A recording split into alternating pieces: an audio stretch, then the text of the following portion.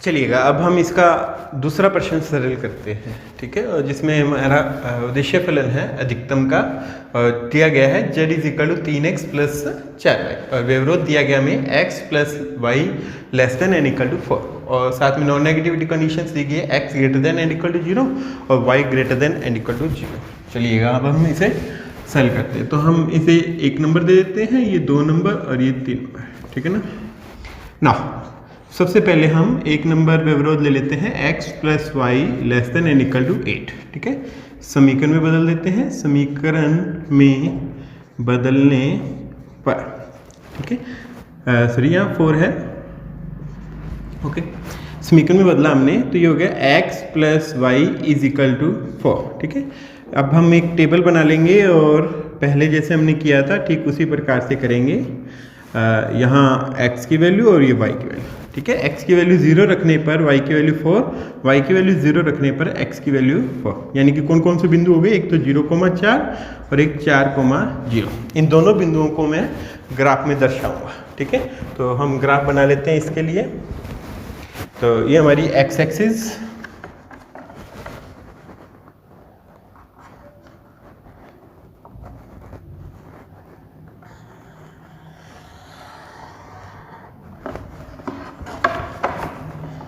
और ये y axis.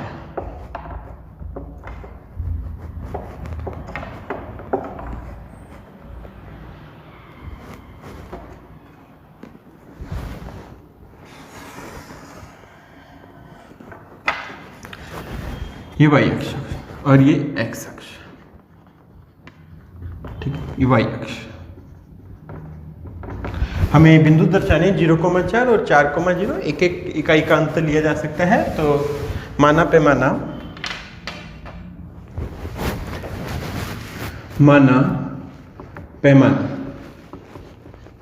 x अक्ष 1। अब देखिएगा मैं यहाँ बॉक्स लिख रहा हूँ क्योंकि 1 सेंटीमीटर ये देखने में लग नहीं रहा है, लेकिन आप जब ग्राफ पे बनाएंगे वो 1 सेंटीमीटर एक बॉक्स के बराबर होता है। तो आप और बड़ा बॉक्स लेना आपने, छोटे वाला नहीं। तो मैं यहाँ सेंटीमीटर में लिख लेता हूँ। मान लीजिएगा ये ग्राफ पेपर है वो छोटा है, ठीक है। आप 1 सेंटीमीटर आप उसी पर ही बनाएंगे, ठीक है। तो x अक्ष 1 सेंटीमीटर बराबर 1 इकाई, और y अक्ष पर 1 सेंटीमीटर बराबर 1 इकाई, ठीक है। तो ये 1 सेंटीमीटर मान लिया हमने। एक आपके ग्राफ पर मैंने ये जूम करके बनाया है ग्राफ, ठीक है। तो 0 यहाँ 1 2 3 4 5 6, इसी प्रकार से इधर 1 2 3 4 5 और 6, ठीक है। तो अब देखिएगा बच्चों, हमने कौन कौन से बिंदु दर्शाने थे, एक तो 0,4 और एक 4,0। तो 0,4 बिंदु तो ये होगा 0,4 और 4,0 बिंदु ये हुआ 4,0, ठीक है। अब इन दोनों बिंदुओं को हम डार्क लाइन से मिलाएंगे क्योंकि यहाँ इक्वल टू का सिंबल लगा हुआ है। चलिएगा डार्क लाइन से हम इन दोनों बिंदुओं को ज्वाइन कर लेते हैं।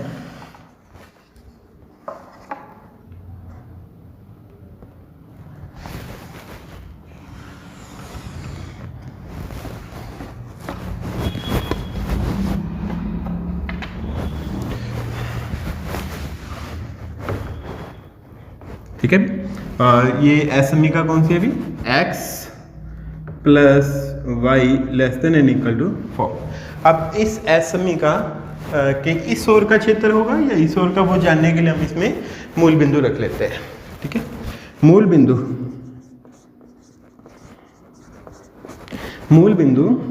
असमीका में रखने पर,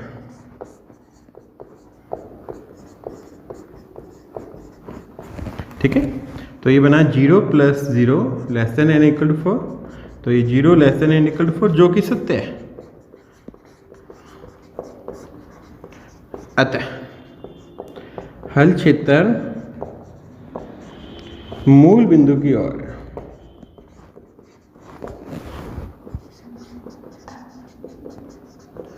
ठीक है, यानी कि इस रेखा से मूल बिंदु की ओर, मूल बिंदु इधर की ओर है, तो यानी कि इसके इधर का क्षेत्र है। ठीक है, अब हम करेंगे इस 2 नंबर और 3 नंबर को प्लॉट। ठीक है, now x greater than and equal to 0, जो कि y अक्ष के दाईं ओर के क्षेत्र को दर्शाता है।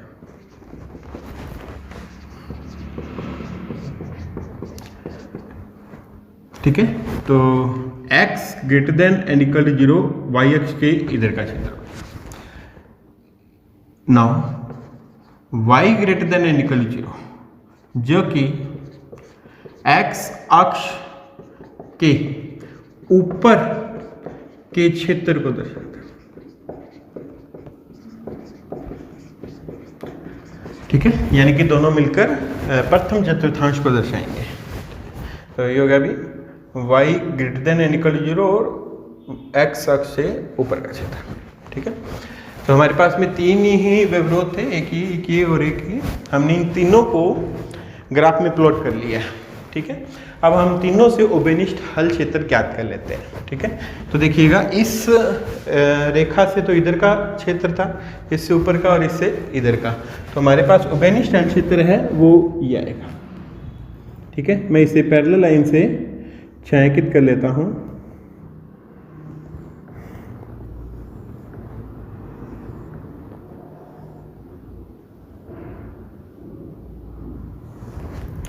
ठीक है, उभयनिष्ठ हल क्षेत्र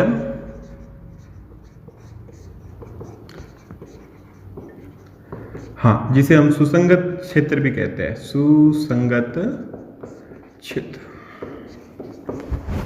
नामकरण दे देते हैं। ये O बिंदु 0,0 और ये A बिंदु हो गया और ये B बिंदु हो गया। ठीक है ना, O A B O है। ठीक है, जिसके कोणीय बिंदु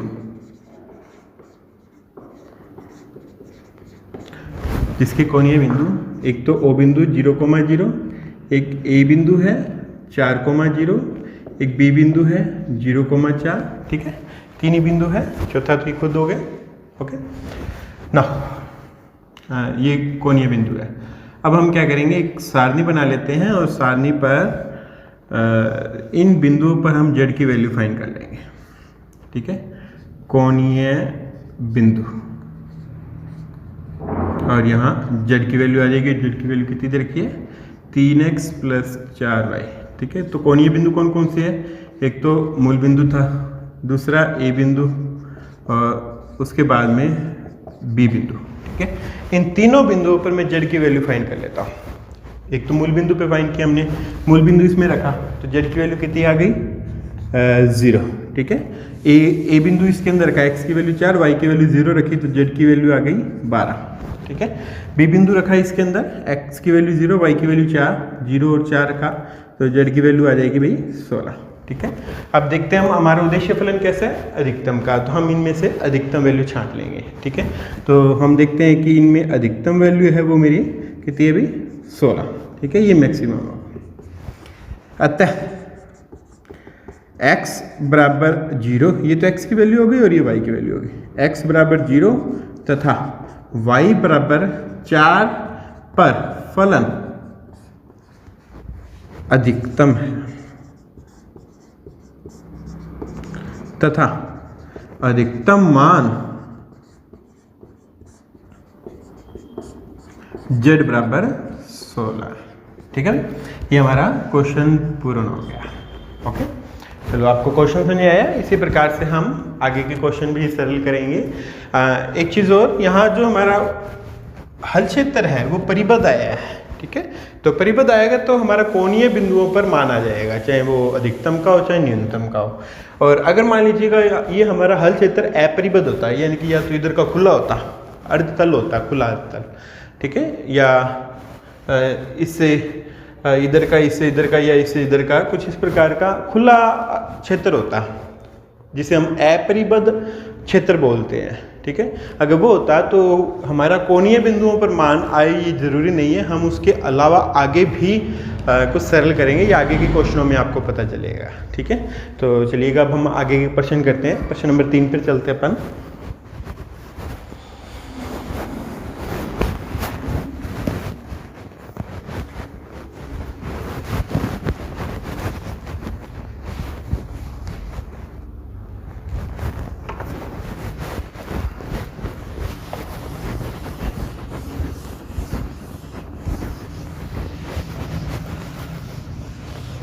प्रश्न संख्या 3 में हमें दिए गए हैं निम्नतम z is equal to -50x plus 20y। ठीक है, ये हमारा उद्देश्य फलन और इसमें विवरोध दिए गए हमें।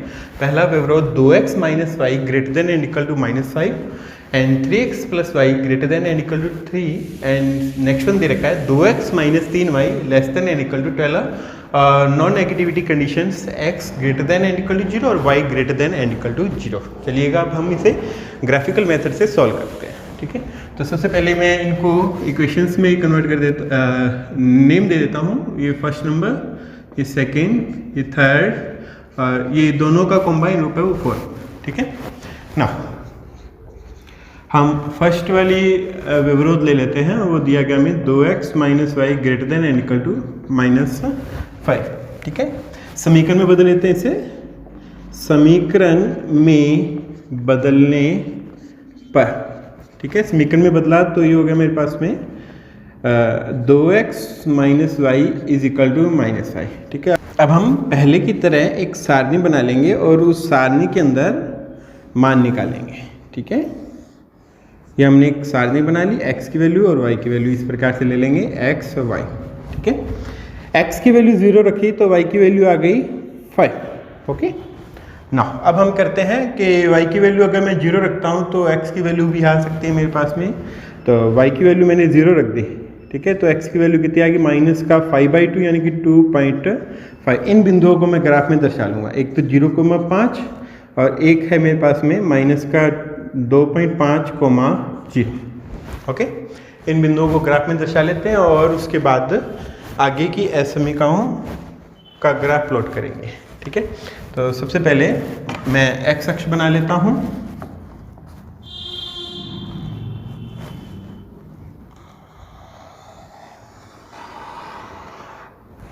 ये हो गई x अक्ष।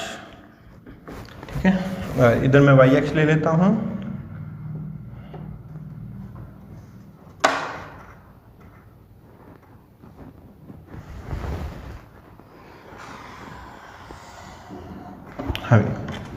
ये हो गई y अक्ष, y अक्ष। ठीक है भाई, ये मूल बिंदु हमारा। और क्योंकि इन असमीकाओं को देखने से पता चल रहा है मुझे कि एक एक का अंतराल लेना सफिशिएंट है। ठीक है, तो मैं पैमाना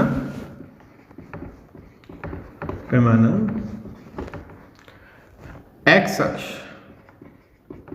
एक box is equal to 1 unit और y अक्ष पर भी 1 box is equal to 1 unit. ठीक है, चलो अब देखिएगा, ये माइनस का 2.5 था, हमने ग्राफ है वो थोड़ा ज़्यादा इधर बना लिया है। तो मैं एक ऐसा पॉइंट और ले लेता हूँ जो प्लस के अंदर हो। ये -2.5 इधर की ओर दर्शाना मुश्किल हो जाएगा, तो एक पॉइंट और ले लिया हमने। ठीक है, तो ऐसा करता हूँ कि मैं कोई y की वैल्यू बड़ी वैल्यू रख लेता हूँ ताकि वो पॉजिटिव वैल्यू आ जाए। ठीक है, तो मैंने रखी y की वैल्यू 7। ओके, तो 7 रखी तो ये उधर चला गया, ये प्लस का 7 हो गया और x की वैल्यू 1 आ जाएगी।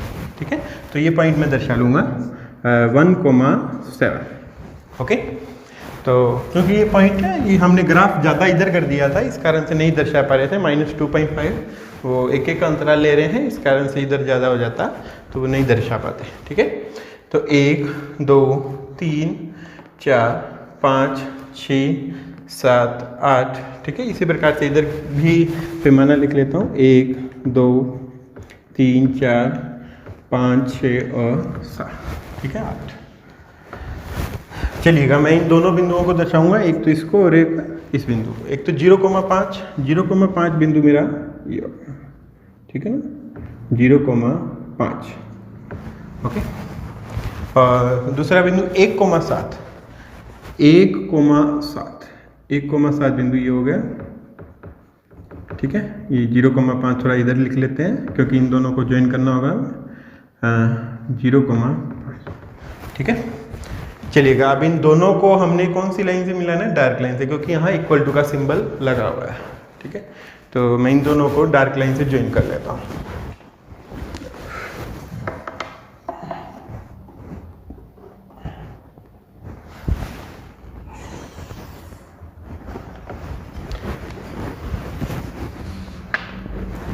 इसके दोनों ओर हम तीर के निशान बना लेते हैं। ठीक है, ये असमीका हमारी है 2x minus Y greater than and equal to minus y. ठीक है, तो इसके इधर का है या इधर का क्षेत्र है वो जानने के लिए हम इसमें मूल बिंदु रख लेते हैं। मूल बिंदु असमीका में रखने पर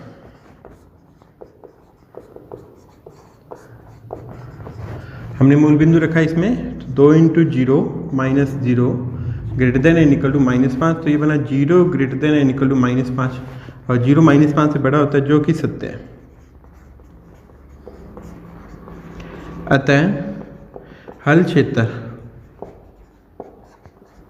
मूल बिंदु की ओर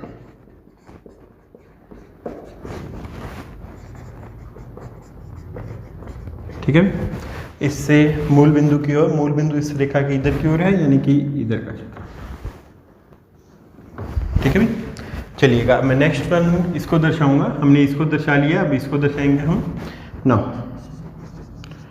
3x plus Y greater than and equal to 0 समीकरण में बदल लिया।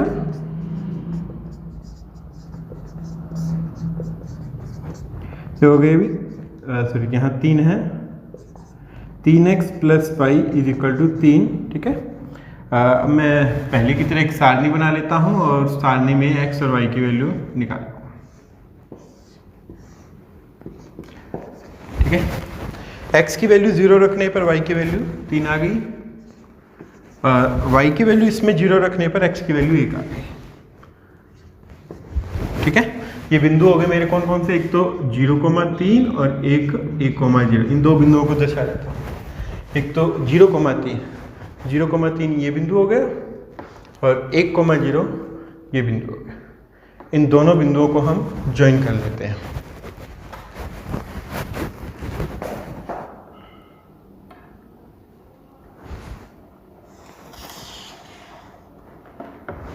ये रेखा हो गई,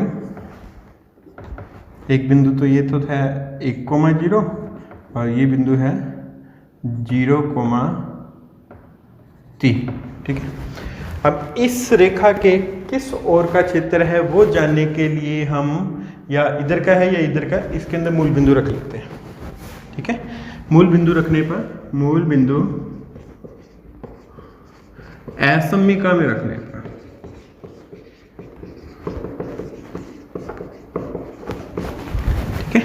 हमने इसमें रखा तो ये बना 3 into 0 plus 0 greater than and equal to 3।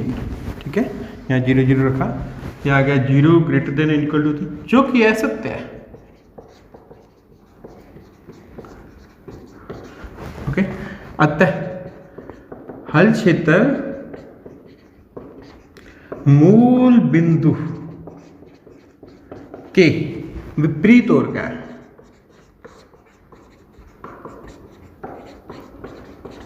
ठीक है, तो देखिएगा इसके मूल बिंदु इधर की ओर है और हल क्षेत्र मूल बिंदु के विपरीत ओर यानी कि इस साइड को जाएगा, इससे इधर का और इससे भी इधर का।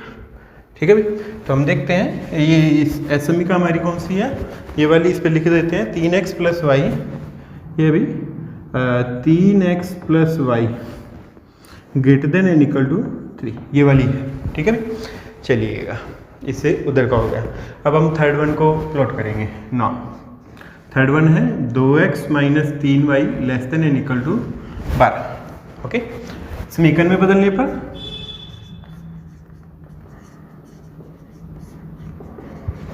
समीकरण में बदल लिया तो ये आ गया 2x minus 3y less than equal to 12 और एक सारणी बना ली हमने x और y। ठीक है, x की वैल्यू रखकर y की वैल्यू फाइंड कर लूंगा और y की वैल्यू रखकर x की वैल्यू फाइंड कर लूंगा। चलिएगा, अब x की वैल्यू हमने ली 0 तो y की वैल्यू कितनी आ गई -4। हाँ, मैं -4 यहाँ दर्शा सकता हूँ। ओके, चलिएगा, y की वैल्यू अगर मैं 0 लेता हूँ तो x की वैल्यू कितनी आ गई 6। ओके, मैं इन बिंदुओं को ग्राफ में दर्शा लूंगा, एक तो 0, -4 और एक 6,0। तो 0, -4 दर्शाने के लिए मुझे ग्राफ नीचे और बनाना पड़ेगा।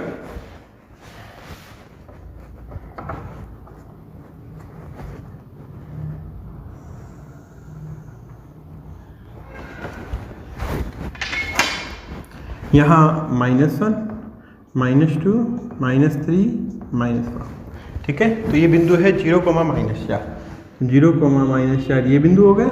ओके, 6,0 बिंदु ये हुआ। ओके, 6,0 और ये है 0, -4। दोनों बिंदुओं को ज्वाइन कर देता हूँ मैं।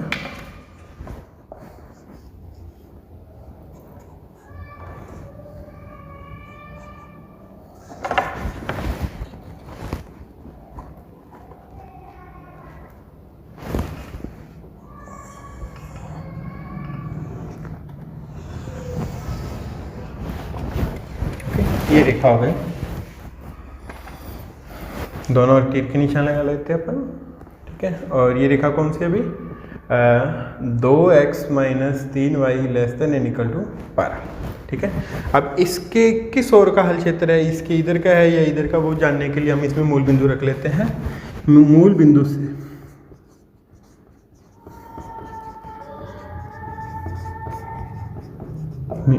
रखने पर इसमें रखा तो बना 0 ≤ 12, जो कि सत्य है। अतः हल क्षेत्र मूल बिंदु की ओर,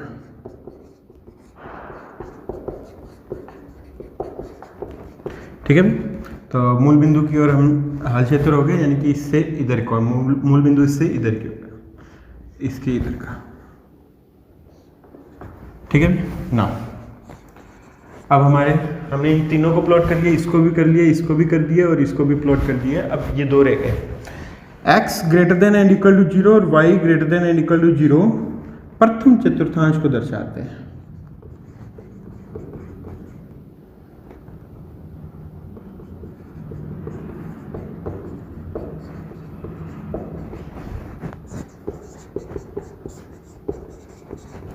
ठीक है भाई, तो x > = 0 तो इधर का हो जाएगा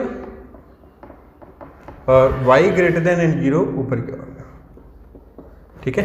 तो अब हम देखते हैं कि हमारा उभयनिष्ठ हल क्षेत्र कौन सा आएगा। तो हम देखते हैं इस रेखा से तो ऊपर का, इससे इधर का, इससे इधर का और इससे नीचे की ओर का। तो उभयनिष्ठ हल क्षेत्र है वो ओपन तल आ गया है, ठीक है। यही वाला मैंने इसे छायांकित कर दिया पैरेलल लाइन से।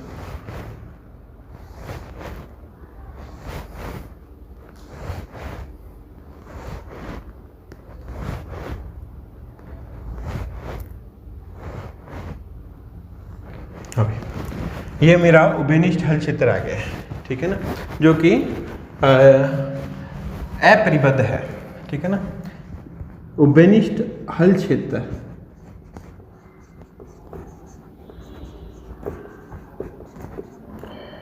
छायांकित भाग जो कि अपरिबद्ध है, ठीक है ना, जिसके कोणीय बिंदु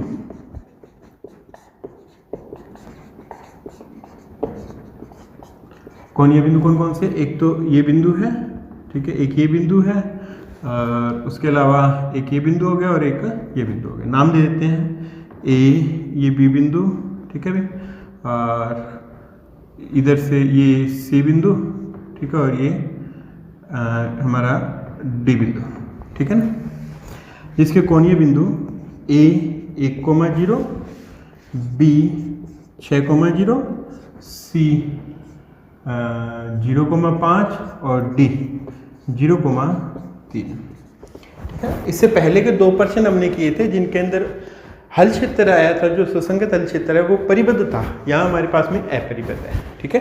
तो इसी एक क्वेश्चन से आप समझ जाएंगे कि हमने आगे के प्रश्न किस प्रकार से करने हैं। परिबद्ध आता है तो क्या करना है और अपरिबद्ध आता है तो क्या करना है, ठीक है। चलिएगा, अब मैं क्या करूँगा, सबसे पहले तो सारणी बनाऊँगा एक, जिसमें इन बिंदुओं पर उद्देश्य फलन का मान ज्ञात करेंगे, ठीक है। चलिए मैं यहाँ से इरेज कर लेता हूँ थोड़ा।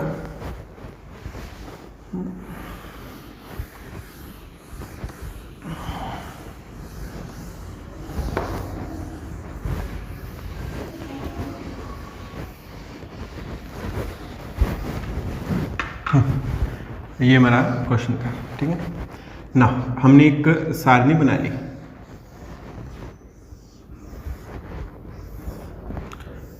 या तो हमारे कोणीय बिंदु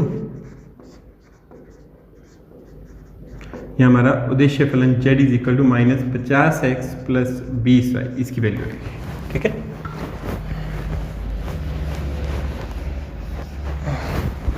इसके बाद हमने ये काम करना है, ठीक है।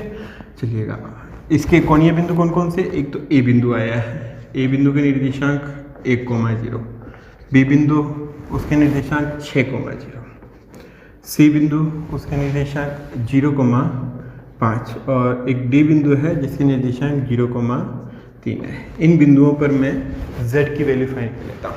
1,0 रखा तो z बराबर कितना आ गया, -50। 6,0 रखा तो z का मान कितना आ गया, -300। 0,5 रखा तो z का मान कितना आ गया हमारा 100, ओके। 0,3 रखा तो z का मान कितना आ गया अभी 60।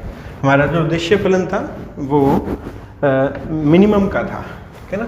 हमने मिनिमम मान फाइंड करना है तो हम देखते हैं कि ये मिनिमम है, ठीक है ना।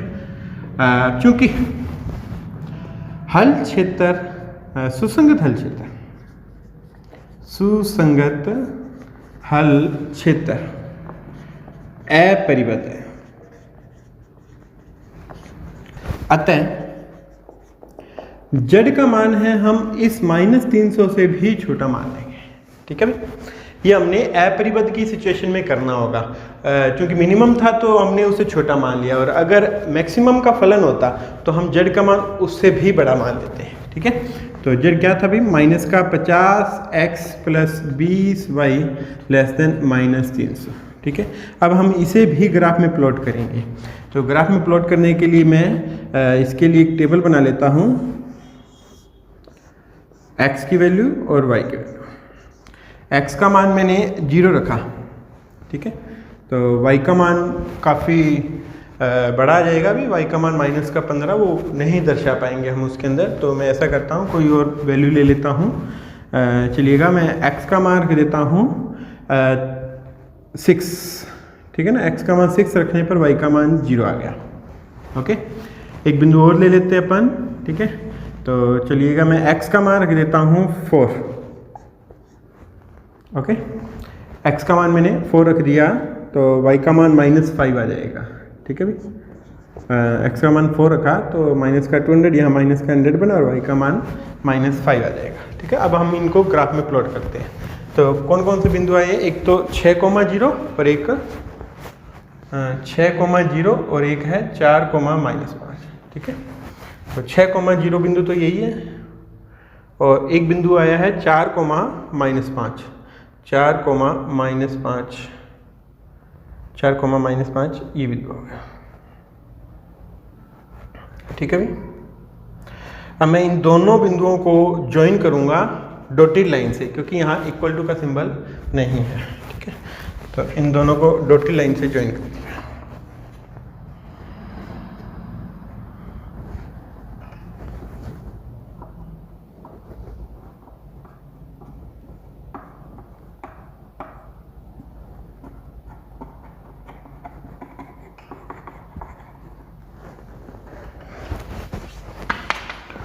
ओके, और ये कौन सी वाली लाइन है, ये अभी -50x plus 20y less than -300, ठीक है। तो इसके कौन से ओर का क्षेत्र है, इधर का है या इधर का, वो जानने के लिए मैं इसमें 0, 0 रख लेता हूँ। 0,0 असमीका में रखने पर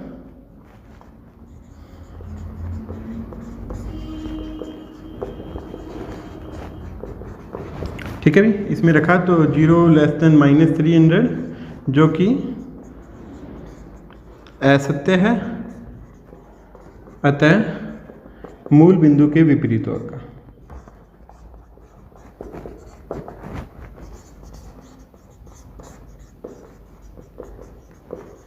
क्षेत्र है, ठीक है। तो मूल बिंदु के विपरीत ओर का, यानी कि मूल बिंदु इसके इस ओर था, इधर का क्षेत्र हो गया, ये इसके इस ओर का क्षेत्र। चलिए, अब हमें कैसे पता चलेगा कि हल क्या है। अगर पहले वाले हल क्षेत्र और अब वाले हल क्षेत्र दोनों में कोई चीज़ उभयनिष्ठ आ जाए तो इसका हल विद्यमान नहीं है। ठीक है, हम देखते हैं कि यहाँ इससे इधर का क्षेत्र, पहले जो हल क्षेत्र था वो ये पूरा था, तो दोनों में उभयनिष्ठ क्षेत्र आ रहा है ना।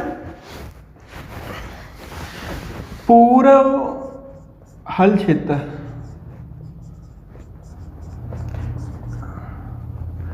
एवं z लेस देन -300 के उभयनिष्ठ बिंदु प्राप्त होते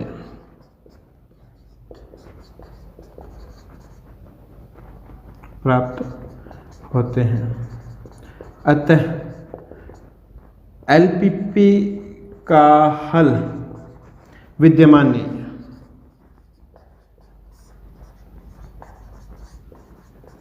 ठीक है, ये मोस्ट इंपॉर्टेंट पॉइंट है। ठीक है, अगर इसके इधर का क्षेत्र और पहले वाले हर क्षेत्र में कोई बिंदु उभयनिष्ठ, ये सारे बिंदु उभयनिष्ठ आ रहे हैं इसके। ठीक है, ये बिंदु उभयनिष्ठ आते हैं तो हल विद्यमान नहीं होगा, और अगर हल विद्यमान है तो उभयनिष्ठ हल क्षेत्र और जो z लेस देन हमने -300 बनाया था उसका हल उसके उभयनिष्ठ बिंदु प्राप्त नहीं होते हैं। ठीक है, तो इस समस्या का हल विद्यमान नहीं है। ठीक है बच्चों, ये हमारा क्वेश्चन पूरा हुआ।